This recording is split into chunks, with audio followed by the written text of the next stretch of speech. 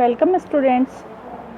BEd second year के छात्रों के लिए ज्ञान एवं पाठ्यक्रम विषय से संबंधित आज के अध्ययन का विषय है पाठ्य सामग्री के चयन की समस्याएं, यानी कि problems of selection of content. एक पाठ्यक्रम आयोजक को पाठ्य सामग्री के चयन के समय किन किन समस्याओं का सामना करना पड़ता है, इसका अध्ययन हम इस वीडियो में करेंगे।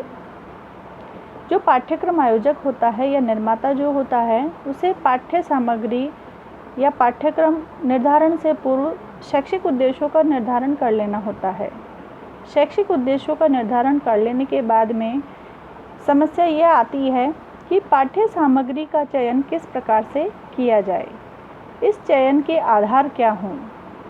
क्या किसी भी पाठ्य सामग्री के चयन के लिए उसकी सांस्कृतिक उपयोगिता देखनी चाहिए?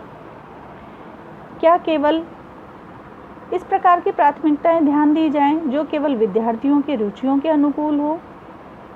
क्या पाठ्यक्रम में उन तत्वों को वरीयता दी जाए जो विद्यार्थियों के समाज से संबंधित हो? समाज से संबंधित सामग्री का चयन किया जाए। अनेक ऐसे पक्ष होते हैं जिनका ध्यान एक पाठ्यक्रम आयोजक को रखना होता है। इन सभी पक्षों में किस प्रकार से संतुलन स्थापित किया जाए, सभी पक्षों को किस प्रकार से समान महत्व देते हुए पाठ्य सामग्री का चयन किया जाए, ये जो कुछ समस्याएं हैं एक पाठ्यक्रम आयोजक के सामने आती हैं। सामान्य रूप से इन समस्याओं को हम समझ लेते हैं। इन समस्याओं को समझने के लिए मैंने इससे संबंधित वीडियो को दो भागों में विभाजित किया है, भाग ए और भाग ब। भाग ए के अंतर्गत हम कुछ बिंदुओं का अध्ययन करेंगे और शेष बिंदुओं का अध्ययन हम भाग ब में करेंगे।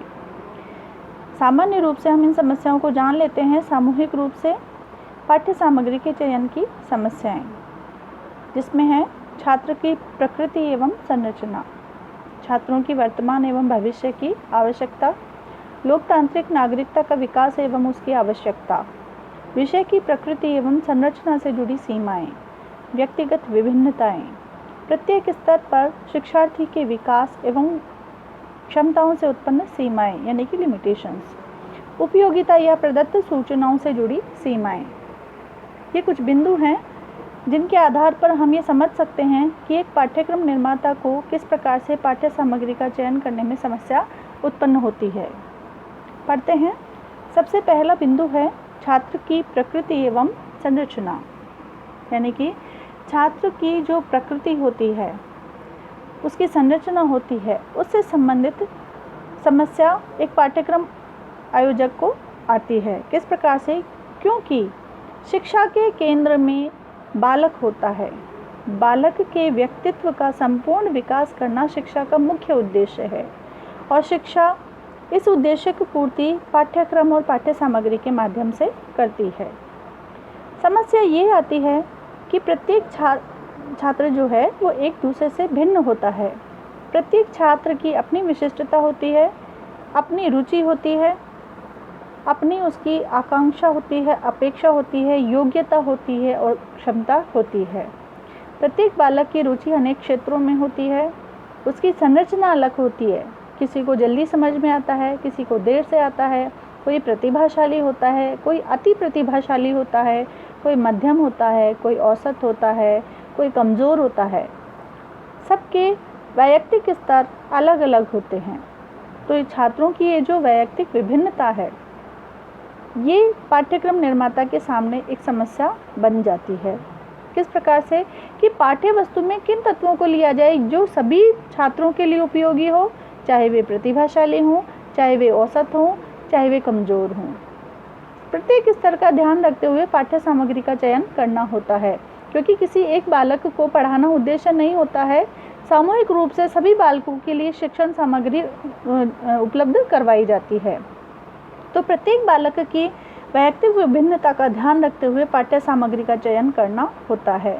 तो इसके लिए चयन के लिए किस प्रकार की पाठ्य सामग्री निर्धारित की जाए, ये एक पाठ्यक्रम आयोजक के लिए समस्या बन जाती है। छात्रों के संबंध में जानकारियों को प्राप्त करना कठिन होता है कि कैसे जानकारी प्राप्त की जाए कि किस बालक में कौन सी विशिष्टता है या कौन सी उसकी कमजोरी है या कौन सी उसकी रुचि है। प्रत्येक बालक से संबंधित प्रत्येक प्रकार की जानकारी प्राप्त करना पाठ्यक्रम आयोजक के लिए एक बहुत ही कठिन कार्य होता है। समाजशास्त्र, अर्थशास्त्र और जनांकिकी आदि का ज्ञान होना जो पाठ्यक्रम निर्माता है उसके लिए आवश्यक होता है। यदि उसे समाज से संबंधित या अर्थशास्त्र से संबंधित या जनांकिकी आदि विषयों से संबंधित, क्षेत्रों से संबंधित का ज्ञान नहीं है तो पाठ्य सामग्री का चयन करने में समस्या उत्पन्न हो जाती है, क्योंकि समाज में ही रहकर बालक उत्तम नागरिक बनते हुए अपनी भूमिका का निर्वाह करता है। बालक के व्यक्तित्व के सभी पक्षों का निर्माण शिक्षा के माध्यम से किया जाता है। क्यों किया जाता है? ताकि वह समाज में एक उत्तम नागरिक बनकर समाज के विकास में अपना योगदान दे सके। इसलिए एक पाठ्यक्रम आयोजक को समाजशास्त्र, अर्थशास्त्र और जनांकिकी आदि क्षेत्रों का ज्ञान होना आवश्यक होता है। फिर है परिवर्तन की गति तीव्र। अब आप देखते हैं कि प्राचीन समय में शिक्षा अनेक प्रकार से दी जाती थी। वर्तमान समय में शिक्षा अन्य माध्यमों से दी जाती है। नए तरह के तकनीकी का विकास हो गया है, विज्ञान का युग है, तो कई परिवर्तन आज देखने को मिलते हैं। पहले शिक्षा के उद्देश्य अलग थे, वर्तमान समय में शिक्षा के उद्देश्य अलग हैं। समाज के स्वरूप में, देश की परिस्थितियों में, सभी प्रकार की परिस्थितियों में परिवर्तन देखने को मिलता है और ये जो परिवर्तन की गति है वो तीव्र है। बहुत तेज़ी से परिस्थितियां बदल रही हैं। आज भी आप अनुभव करते होंगे कि परिवर्तन किस प्रकार से हमारे प्रत्येक पक्ष को प्रभावित करता है। ये परिवर्तन छात्र की प्रकृति और संरचना को भी प्रभावित करता है। जब परिवर्तन की गति तीव्र है तो उस तीव्र गति के साथ एक पाठ्यक्रम का सामंजस्य बनना एक कठिन कार्य होता है। पाठ्यक्रम में जो पाठ्य सामग्री पढ़ाई जाती है उसको जल्दी जल्दी बदलना इतना आसान नहीं होता है। पाठ्यक्रम में जो भी कंटेंट्स बालक को पढ़ाए जाते हैं वो समय के हिसाब से निर्धारित किए जाते हैं। समाज की आवश्यकताओं को देखते हुए, बालक की आवश्यकताओं को देखते हुए, अनेक परिस्थितियों को ध्यान में रखते हुए एक पाठ्यक्रम का निर्धारण किया जाता है। लेकिन वही परिस्थितियां जब बदल जाती है तो तुरंत प्रभाव से उस पाठ्य सामग्री को बदलना कठिन कार्य हो जाता है। तो इस प्रकार की समस्या एक आयोजक को आती है। उचित पाठ्य सामग्री का चयन आवश्यक। अब बालक की वैयक्तिक विभिन्नता का ध्यान रखना, बालक से संबंधित सभी जानकारियों को प्राप्त करना, समाज का, अर्थशास्त्र का, जनांकिकी का ज्ञान होना, परिवर्तन को ध्यान में रखते हुए, इन सभी पक्षों को ध्यान में रखते हुए उचित पाठ्य सामग्री का चयन करना एक पाठ्यक्रम आयोजक के लिए कठिन कार्य हो जाता है। इसलिए छात्र की जो प्रकृति है, छात्र की जो संरचना है, वो सब इन बिंदुओं के आधार पर पाठ्यक्रम आयोजक के लिए पाठ्य सामग्री के चयन में समस्या बन जाती है। अगला बिंदु है छात्रों की वर्तमान एवं भविष्य की आवश्यकताएं। छात्रों की वर्तमान और भविष्य की आवश्यकताओं का अनुमान लगाना एक कठिन कार्य है। वर्तमान को हम समझ सकते हैं, लेकिन भविष्य में किस किस प्रकार की आवश्यकताएं होगी, इस प्रकार का सटीक अनुमान नहीं लगाया जा सकता। छात्रों की वर्तमान आवश्यकताएं अलग हैं, भविष्य में उनकी आवश्यकताएं बदल सकती हैं, क्योंकि पिछले स्वरूप पे यदि हम दृष्टिपात करें, हम देखें, तो हम ये जानेंगे कि पिछले समय में जो छात्रों की आवश्यकताएं थी वो अलग हैं, आज छात्रों की आवश्यकताएं अलग हो गई हैं। और चूंकि परिवर्तन तीव्र गति से हो रहा है तो भविष्य में भी छात्र की जो आवश्यकताएं हैं वो बदल जाएंगी। बिंदुओं के आधार पर हम देख लेते हैं शिक्षा के वैयक्तिक उद्देश्यों में परिवर्तन। आपको पूर्व में भी मैंने बताया है कि पहले शिक्षा के उद्देश्य अलग थे, पहले शिक्षा का माध्यम भी अलग था, शिक्षा का स्वरूप भी अलग था, तो शैक्षिक उद्देश्य भी अलग थे। समय बदला, परिस्थितियां बदली, तकनीकी और विज्ञान का प्रवेश हुआ हमारे समाज में। हमारी शिक्षा में तकनीकी और विज्ञान को महत्वपूर्ण स्थान दिया जाने लगा और धीरे धीरे शिक्षा के उद्देश्यों में परिवर्तन होता चला गया। शिक्षा का उद्देश्य बालक पर केंद्रित हो गया कि बालक के व्यक्तित्व के सभी पक्षों का संपूर्ण विकास करना शिक्षा का मुख्य उद्देश्य है। शिक्षा के केंद्र में बालक पहले भी था, आज भी है और आगे भी रहेगा, लेकिन परिस्थितियां और माध्यम और उद्देश्य ये बदल जाते हैं। बालक को ही केंद्र में रखा जाएगा, लेकिन जो बालक से संबंधित जो उद्देश्य हैं उनमें परिवर्तन हो जाता है। शिक्षा के जो वैयक्तिक उद्देश्य हैं उनमें जब परिवर्तन होता है तो ऐसे में पाठ्यक्रम निर्माता को ये समस्या उत्पन्न होती है कि इन सभी उद्देश्यों की पूर्ति को किस प्रकार से किया जाए, किस प्रकार से प्राप्त किया जाए। अनेक भौतिक संसाधनों की जो अनिवार्यता है वो छात्रों से संबंधित समस्या उत्पन्न करती है। भौतिक संसाधनों की अनिवार्यता एक पाठ्यक्रम को पूर्ण करने के लिए आवश्यक होती है, क्योंकि भौतिक संसाधनों के अभाव में पाठ्यक्रम को प्रभावशाली तरीके से निष्पादित नहीं किया जा सकता। उसका ट्रांजैक्शन, पाठ्यक्रम का जो ट्रांजैक्शन है, पाठ्यक्रम का जो निष्पादन है वो बालकों में प्रभावशाली तरीके से भौतिक संसाधनों के अभाव में नहीं किया जा सकता। आप देखते हैं कि जो बालक है, आज बालक को शिक्षा अनेक माध्यमों से दी जाती है, जैसे कंप्यूटर के माध्यम से, टेक्नोलॉजी, जब शिक्षा के अंदर टेक्नोलॉजी के माध्यम से शिक्षा दी जाने लगी तो बालक की जो अधिगम क्षमता है वो बढ़ी है, यानी कि उसके लर्निंग जो कैपेसिटी है वो बढ़ गई है, क्योंकि अनेक इक्विपमेंट्स इस प्रकार के आ गए हैं, अनेक उपकरण इस प्रकार के आ गए हैं जो बालक को अधिगम कराने में अधिक प्रभावशाली सिद्ध हुए हैं। ये जो भौतिक संसाधन है, यानी कि शिक्षा जैसे प्रोजेक्टर के माध्यम से, कंप्यूटर के माध्यम से, अनेक इलेक्ट्रॉनिक डिवाइसेस इस प्रकार के हैं जिसके माध्यम से बालक बहुत प्रभावशाली तरीके से समझ पाता है। इस प्रकार के जो भौतिक संसाधन है, यदि इनका अभाव होता है तो छात्रों को पाठ्यक्रम संपूर्ण कराने में या उसका अधिगम कराने में एक समस्या उत्पन्न हो जाती है। तो भौतिक संसाधनों की अनिवार्यता है। यदि इनका अभाव होता है तो फिर पाठ्यक्रम संपूर्ण करने में कठिनाई उत्पन्न होती है। वर्तमान आवश्यकताओं के अनुरूप पाठ्य सामग्री का चयन कठिन।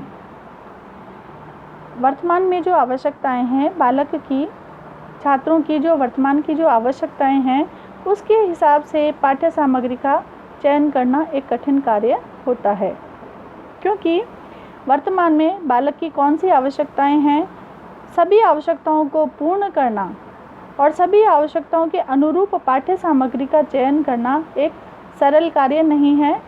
इन सभी आवश्यकताओं को ध्यान में रखते हुए पाठ्य सामग्री का निर्धारण करना एक मुश्किल समस्या उत्पन्न करता है। भविष्य की आवश्यकताओं का अनुमान लगाना कठिन। भविष्य की आवश्यकताएं, यानी कि वर्तमान में बालक की आवश्यकताएं अलग है, भविष्य में किस किस प्रकार की आवश्यकताएं हो सकती है इसका सटीक अनुमान नहीं लगाया जा सकता। क्योंकि परिवर्तन की गति इतनी तीव्र है कि भविष्य में कौन कौन सी आवश्यकताएं बालक को हो सकती हैं और उन आवश्यकताओं की पूर्ति किस प्रकार से की जा सकती है, इसका अनुमान लगाना एक कठिन कार्य होता है।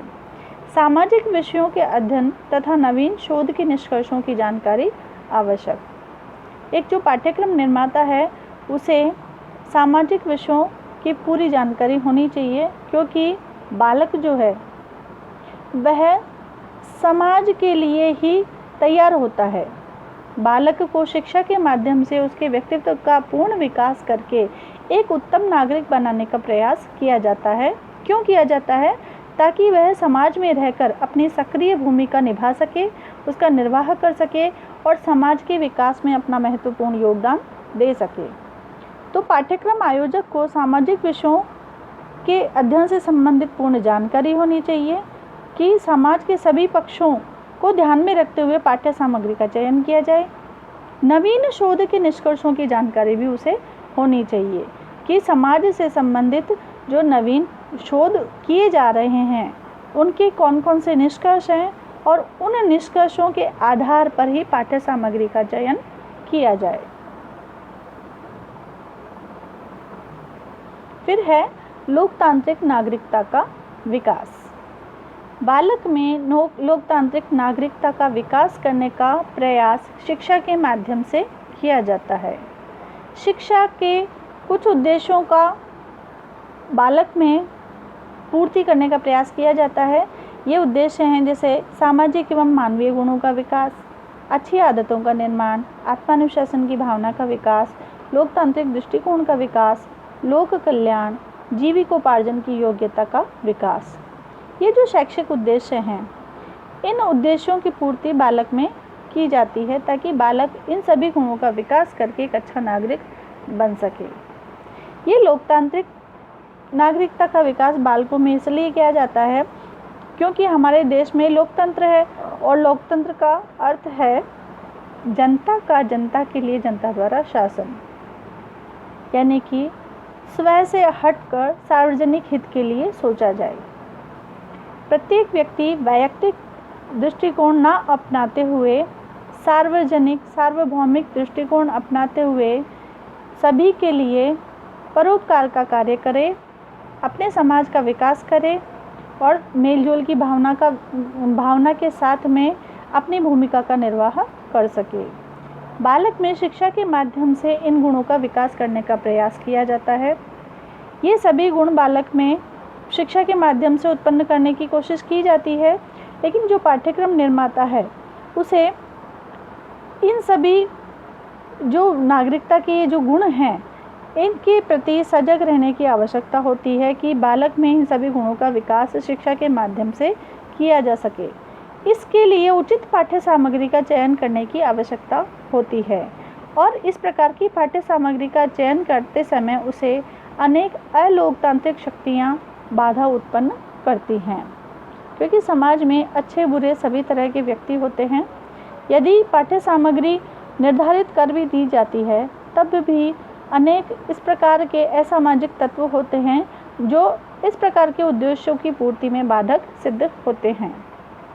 तो लोकतांत्रिक नागरिकता के इन गुणों का विकास करने से संबंधित पाठ्य सामग्री के चयन में एक पाठ्यक्रम आयोजक को समस्या उत्पन्न होती है। हमने कुछ बिंदुओं का अध्ययन पाठ्यक्रम के चयन की समस्याओं के अंतर्गत पढ़ लिए हैं।